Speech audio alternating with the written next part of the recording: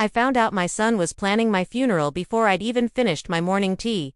Not in a dramatic way. There were no black suits hanging in the hallway, no pamphlets from funeral homes on the kitchen table. It was subtler than that. Numbers on a screen. My name on a line I had never signed. A quiet bet placed on my death. That's how evil looks when it grows slowly. It doesn't arrive with thunder. It creeps in, tiny and polite, and asks if you'd like sugar in your tea. Before I tell you everything, let me say this. You're listening to an old woman who has outlived a lot of things that were supposed to destroy her. If you're new here, welcome to Granny's Truth. We don't tell ghost stories here. We tell the kind where the monsters live in your house and sign your paperwork. Tell me in the comments where you are and what time it is. It comforts me, knowing I'm talking into a world filled with living rooms and kitchens and quiet bedrooms where someone like you is listening and thinking, maybe I'm not crazy either. My name is Lorraine. I'm 76 years old. I used to teach elementary school, the kind of teacher who kept stickers in her pockets and secrets in her heart. I have 3 children. 2 moved far away, 1 to Canada, 1 to Dubai chasing jobs and weather and whatever young people chase these days. The 3rd stayed, my youngest, my boy. His name is Aaron. He was the one who lived close, the one who still had a key, the one everyone said I was lucky to have. After my husband died, it was Aaron who started coming by on Sundays to fix the leaky faucet, to carry in the grocery bags, to mow the little patch of lawn out back. You shouldn't be up on ladders, Ma, he'd say, taking the light bulb from my hand. You're too old to be climbing around like a squirrel. I heard love in that. Concern. Maybe there was some. Once. Grief does a strange thing to time. Those first months after my husband's heart finally gave up, the days folded into each other like laundry tossed in a basket. People came and went. Casseroles appeared on my countertop. Papers were signed. Somewhere in there, I started letting Aaron handle the important stuff. Just sign here, Ma. The pension transfer, the utilities. I'll put everything on auto. You don't need to worry about all that.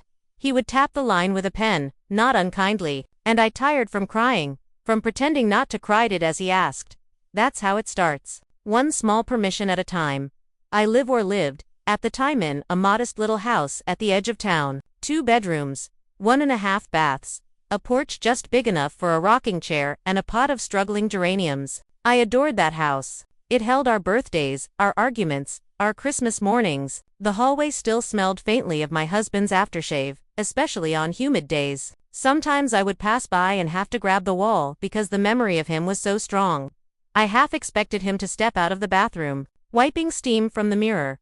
Growing old alone is like living with a ghost who looks like your younger self. You see her in reflections, car windows, microwave doors, and for a split second, you think, who is that woman? Oh, it's me. Aaron started coming by more often after the first anniversary of his father's death. He'd show up with bags of groceries and that big, easy smile he used to charm his way out of trouble as a teenager. I picked up your medications. Ma, he'd say, setting the little white bags on the counter. Doctor says these will help you sleep. You've been restless, right? I had. The nights were long and full of noises I couldn't name. My heart would race for no reason. I'd get up and wander from room to room, reading the titles on our old bookshelf like they were the names of lost friends. I didn't remember telling him about that, but sons know things, or they used to. So when he began sorting my pills into those plastic boxes with the days of the week, I let him. You're always mixing them up, Ma, he'd joke. Next thing you know, you'll be taking the dog's flea medicine. We didn't even have a dog. The first time I noticed something was wrong. I blamed myself. I was in the kitchen, making oatmeal. I remember because I had just stirred in a handful of raisins and was thinking they looked like little question marks. My hands began to shake. Not the normal tremor of age. This was deeper. In the bones. The spoon clattered against the pot. My vision narrowed, the edges going soft and gray, like an old photograph left in the sun too long. I sat down quickly, head between my knees, like they tell you. The house hummed quietly around me. The refrigerator, the clock, a distant train. My own breathing sounded foreign when it passed. I did what women of my generation do. I cleaned up the spilled oats and kept going. I think I'm getting clumsy, I told Aaron that Sunday. Dizzy spells. He frowned, all furrowed brow and folded arms. You're not drinking enough water, Ma, and you're doing too much on your own. Maybe we should look into one of those nice senior places, with nurses, activities. You'd like that. Bingo, chair yoga, people your age. He said your age like it was an illness. I made a joke. Something about not being ready to flirt with the widowers over Jell-O cups just yet. He laughed, but his eyes stayed flat. The second time, I ended up on the floor. I was in the hallway, carrying a basket of clean towels. The world tilted sideways. There was a rushing sound in my ears, like a wave breaking. I remember seeing the pattern in the rug, the little blades of faded blue grass, and thinking, that needs washing, before everything went black. I woke up in a hospital bed. The light above me was so bright it hurt. My tongue felt like cotton. There was a taste in my mouth I couldn't place. Chemical, bitter. My oldest daughter, Naomi, was leaning over me, her eyes red and furious. Mama, she whispered, you scared us. Her hair smelled like airplane air and stress. She lives across the ocean. To see her there terrified me more than any machine. A doctor came in, young, tired, stethoscope hanging like a question mark around his neck. Mrs. Rivera, he said my married name. You had quite a fall. We ran some tests. Do you take anything to help you sleep? I nodded weakly. My son. He organizes my pills. The doctor exchanged a glance with Naomi. It was quick, but I saw it. That flash of concern that says, something is not right here. Well, he said carefully. We found some sedatives in your system, higher than we'd expect based on your prescriptions. Maybe there was a mix-up. It happens. Pill bottles can be confusing. It wasn't a lecture. It wasn't even an accusation. It was a door he was opening.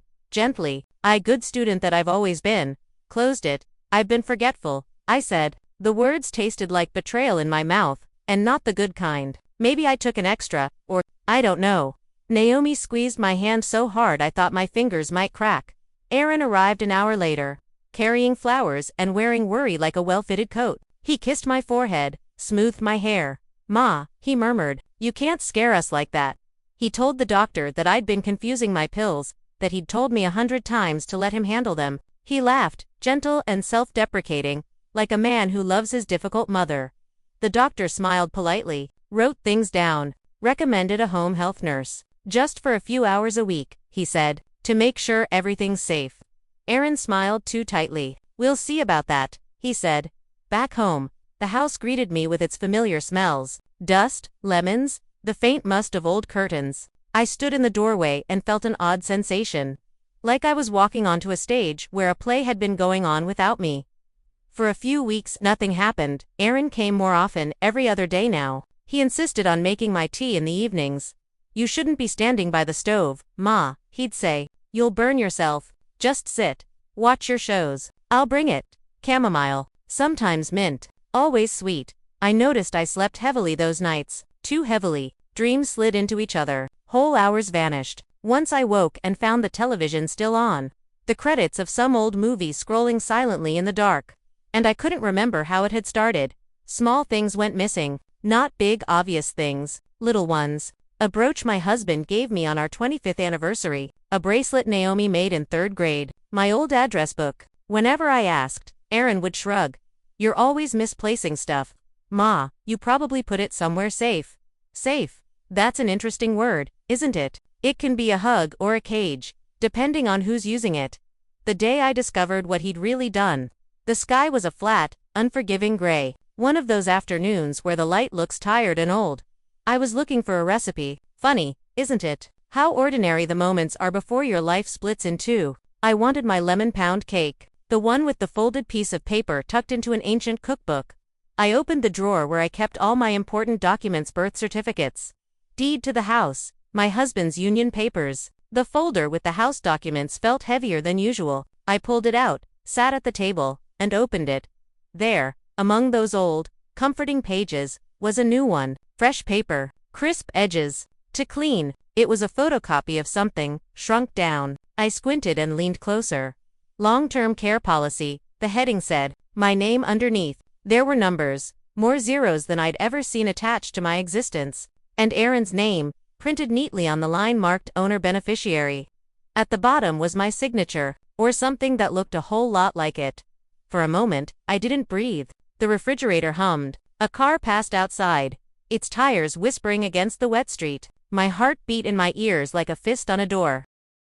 I knew my handwriting. I used to grade 30 spelling tests a day. I know the way my L leans, the little loop I put on the R. This looked like mine, but it wasn't. The line was too smooth, too confident, a practiced imitation. Someone had traced me. I flipped the page. There was a note about a facility rider. Double payout if I required full-time institutionalization due to cognitive decline. Do you know what it feels like to see your future turned into a product? To realize someone you love has bet money on your worst-case scenario. I sat there for a long time, the paper trembling in my hands. My first thought wasn't, he's trying to kill me. It wasn't even, how dare he? It was softer, sadder.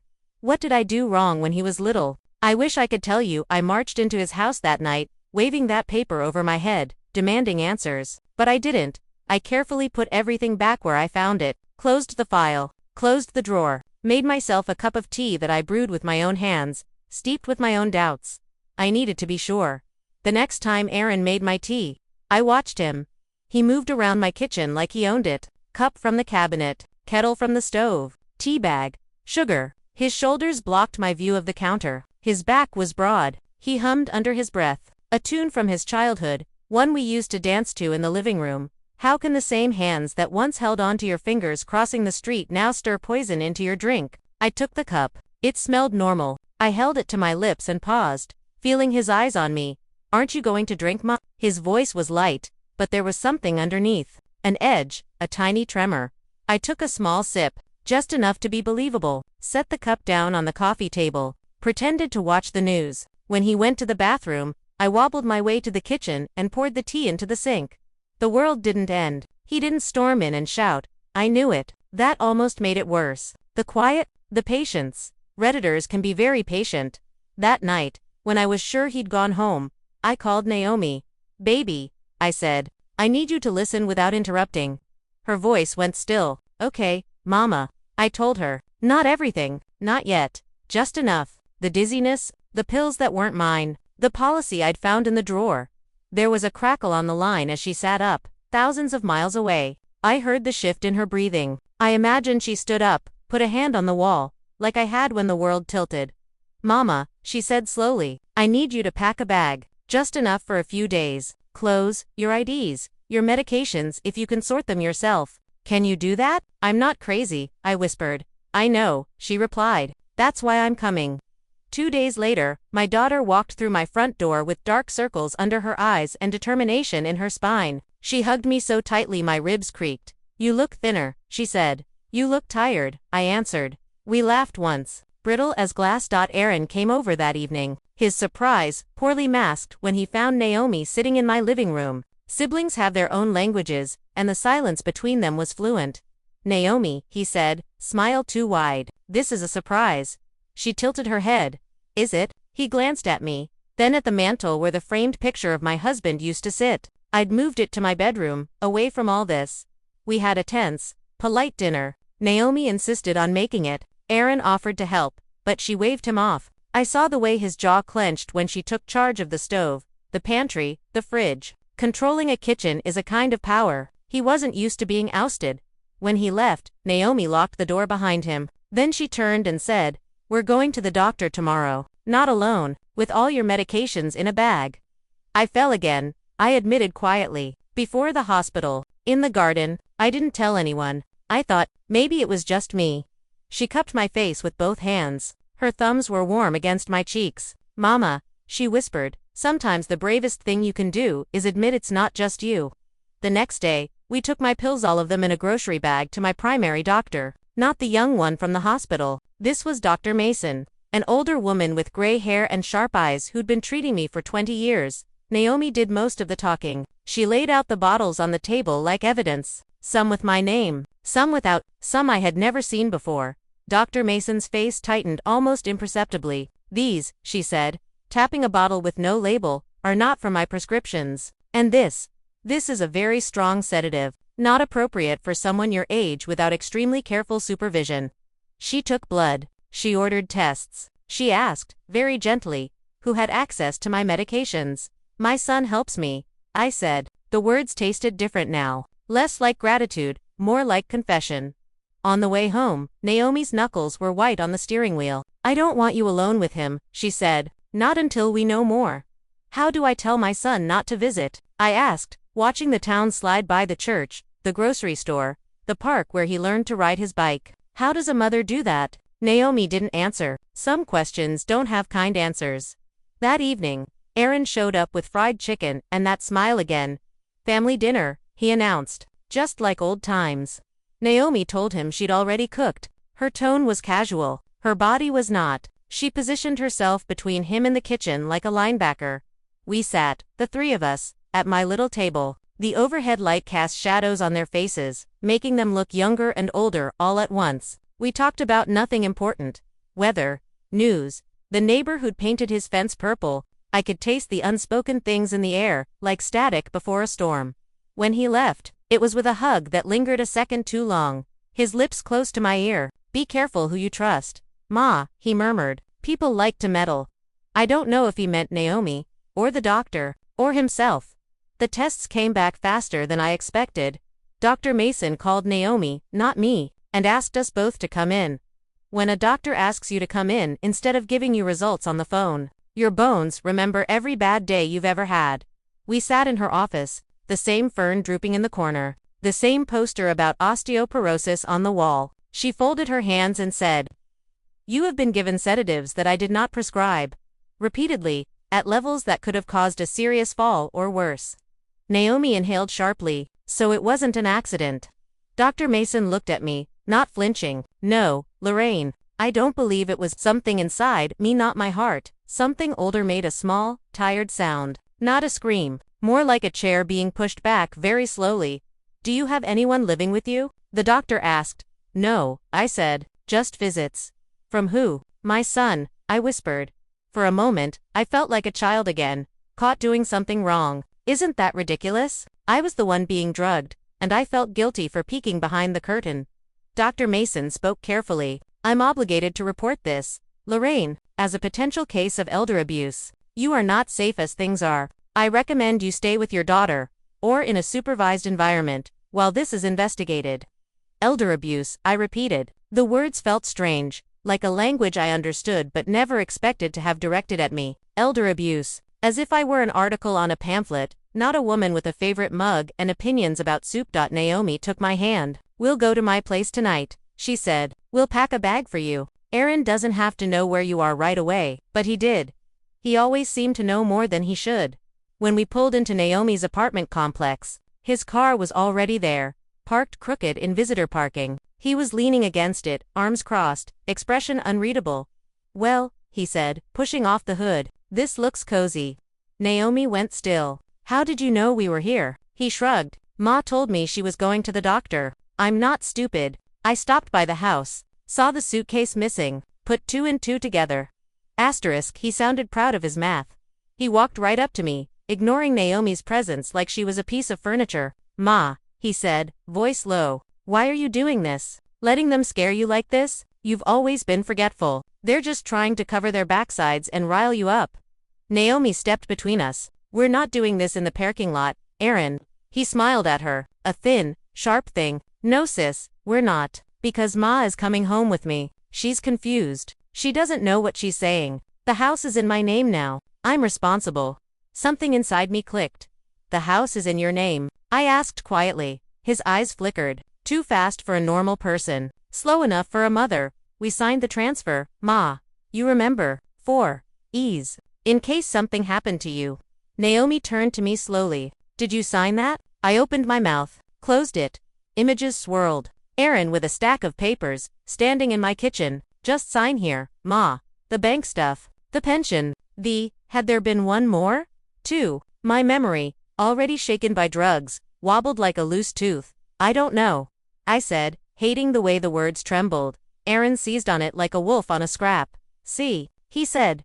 She doesn't know. She's confused. She shouldn't be making decisions right now. I'm just trying to keep things from going off the rails. Naomi squared her shoulders. We have lab results, Aaron. She has drugs in her system that shouldn't be there. He laughed once. She's on half the pharmacy. Of course things get mixed up. You swoop in twice a year and suddenly you're the expert. The argument swelled between them, growing teeth. I watched, heart pounding, feeling like a spectator at a play that had been rehearsed without my consent. And then, something quiet happened. I stepped back, took my daughter's arm. Naomi, I said softly, take me inside, please. Both of them froze. Ma, Aaron began. I turned to him. You will not come in with us. His mouth opened, then snapped shut. I saw the boy he had been for a second. The one who used to look to me for cues. Then it was gone, replaced by this man who saw me as a ledger line. You're making a mistake, he said, voice dropping to a darker register. Maybe, I replied, but it will be my mistake, not yours. Naomi used her key. The door closed behind us with a soft, decisive click. It was the sound of a boundary finally being drawn after years of letting people scribble past it. The next week moved like wet cement, slow, heavy, forever setting. The police came. They spoke softly, but their questions were sharp. They asked about my pills, my falls, the papers I'd signed. They asked if I had ever felt afraid in my own home.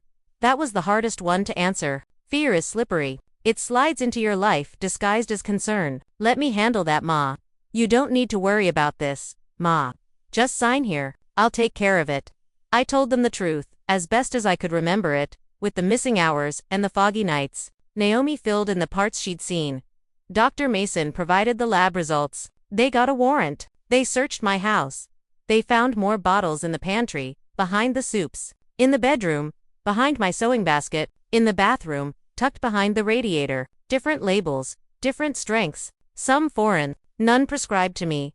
They found the policy paperwork too, not just the copy I'd stumbled on by accident, but the originals. My signature copied and pasted onto multiple documents, the house deed transfer, power of attorney, bank account changes. The detective who came to update us, SGT Hines, a woman with tired eyes and a steady voice, laid it all out on Naomi's coffee table one afternoon. This, she said, tapping the stack, is a pattern. This isn't a mistake or a misunderstanding. It's a plan. I stared at my own name over and over, on lines I never signed, on forms I never agreed to. It was like watching someone wear your face to commit crimes. Is he? I had to swallow before I could finish. Is he in jail? She nodded. We arrested him this morning on charges of attempted murder, forgery, financial exploitation of an elder, and unlawful possession of controlled substances. Attempted murder. The word sat there between us like a cold cup of coffee. That's my son, I whispered.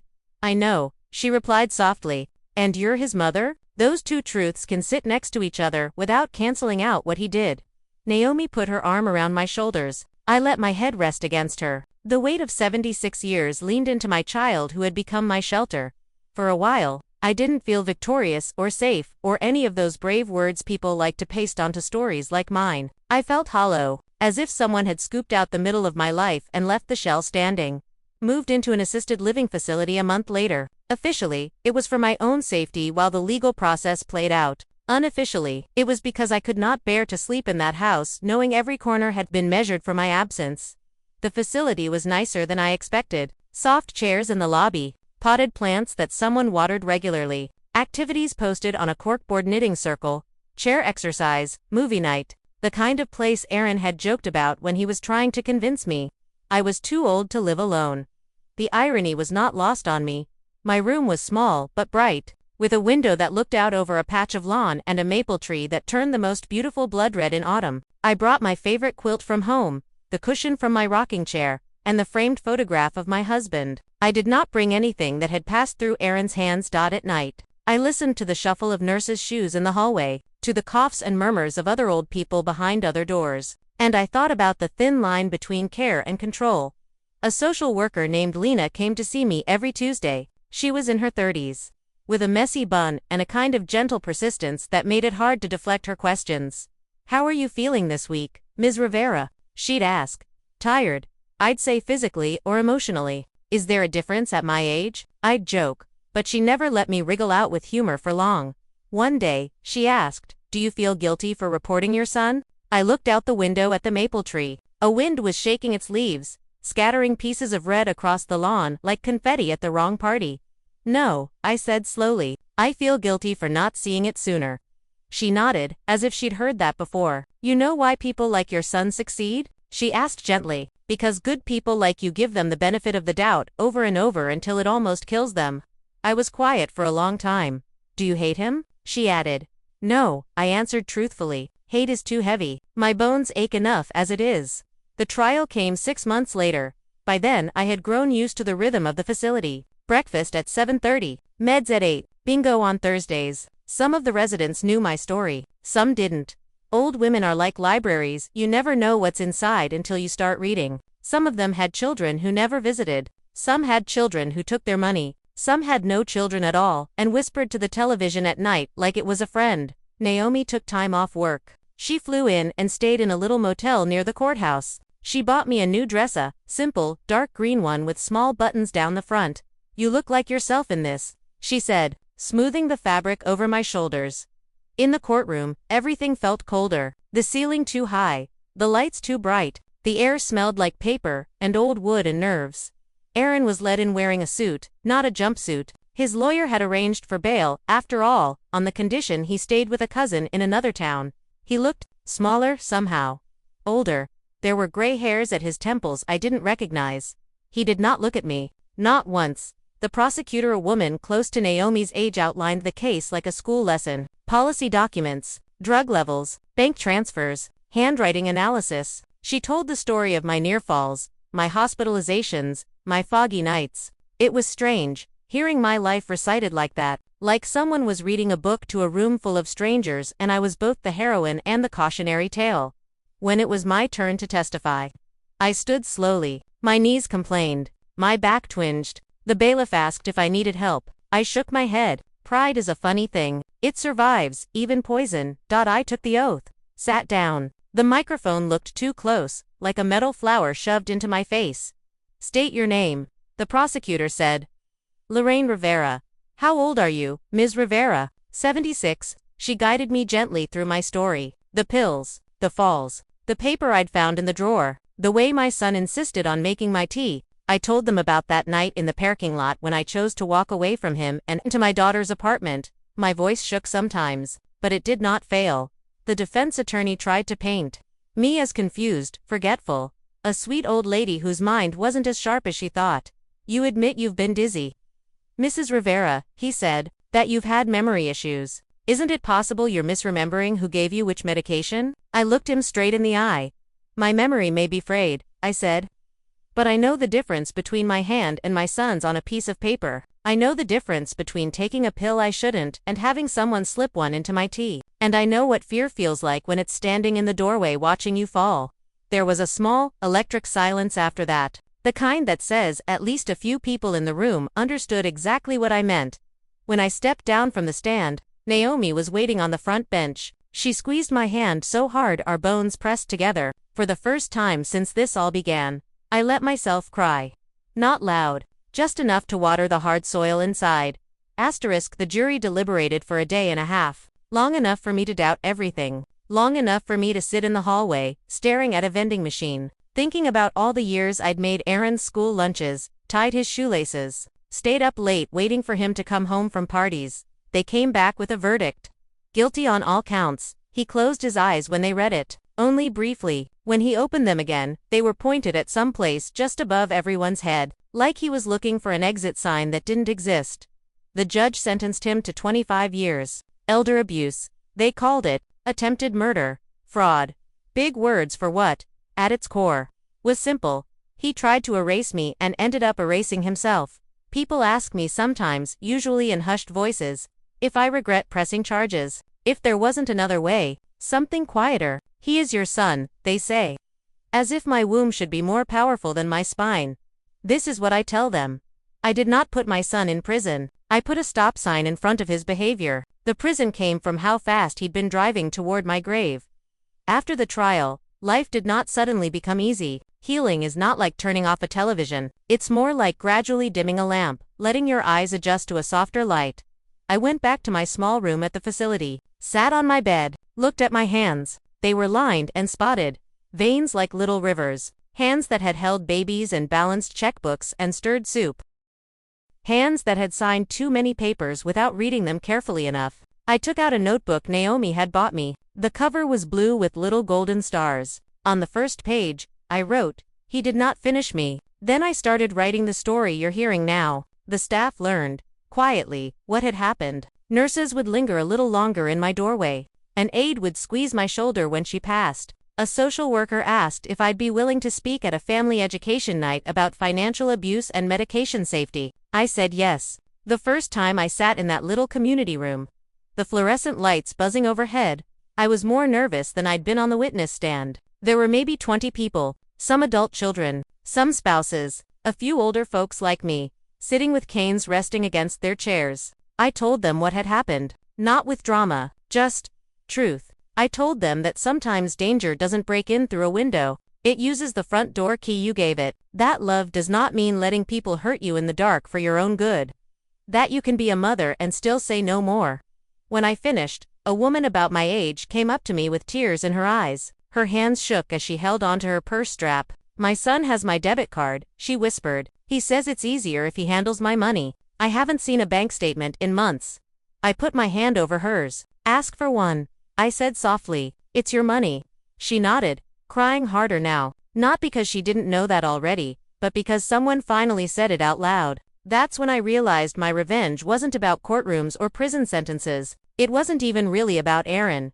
He had made his choices. He would live with them in a concrete box. My real revenge was living long enough to tell the story he wanted buried with me. Naomi helped me set up this channel a year later. Granny's Truth, she called it, laughing. If people can spend hours watching strangers bake banana bread, they can listen to you talk about real life for 15 minutes.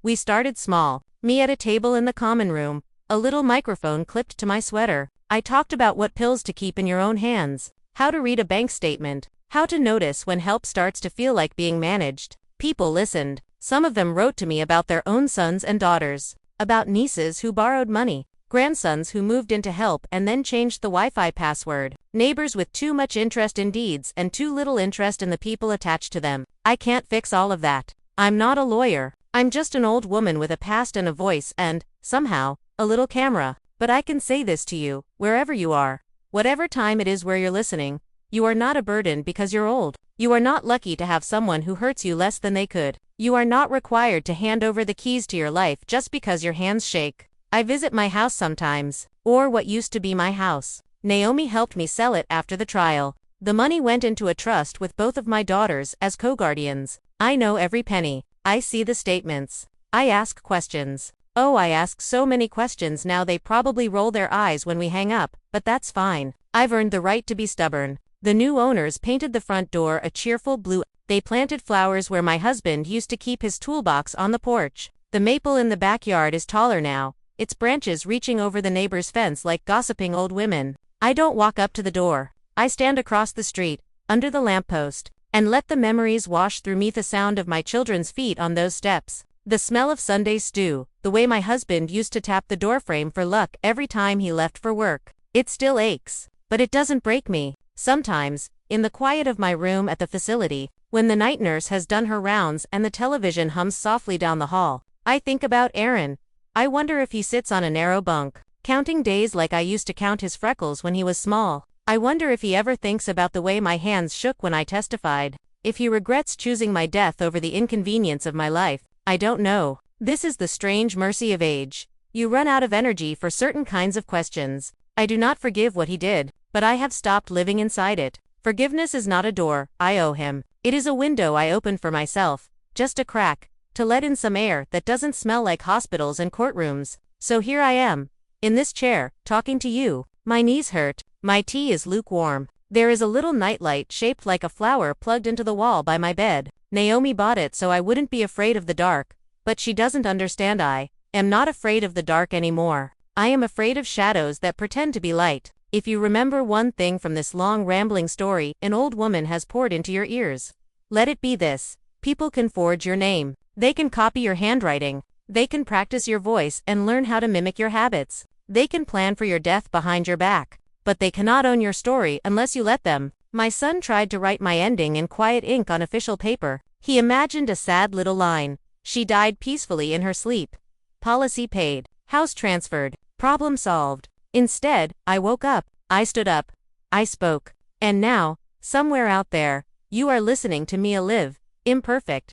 Still a little wobbly when I stand too fast. But here, that is my revenge. Not the bars around him. The breath in me. One day, my heart will stop for real. It will not be because someone tipped powder into my tea. It will be because hearts are not made to beat forever. When that day comes, I hope my grandchildren and, Maybe even some of you will remember me, not as the woman who almost died quietly, but as the old lady who went on the internet and said, "I lived longer than their greed. I outlived their plans. I kept the pen. And I used it to write my own last line."